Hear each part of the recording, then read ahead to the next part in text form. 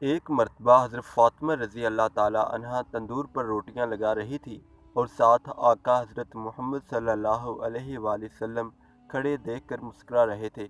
آپ صلی اللہ علیہ وآلہ وسلم نے حضرت فاطمہ رضی اللہ تعالی عنہا سے فرمایا، اے فاطمہ، ایک روٹی تندور میں لگا دوں؟ یہ سن کر حضرت فاطمہ رضی اللہ تعالی عنہا مسکرانے لگی اور فرمایا کہ لگا دیں۔ پھر آپ صلی اللہ علیہ وآلہ وسلم نے ایک روٹی تندور میں لگا دی۔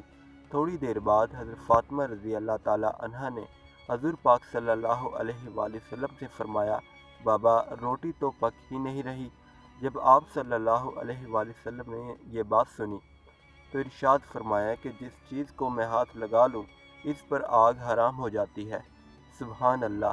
اللہ تعالیٰ سے دعا ہے کہ ہم سب مسلمانوں کو آخرت میں رسول اکرم صلی اللہ علیہ وآلہ وسلم کی شفاعت نصیب فرما۔ آمین۔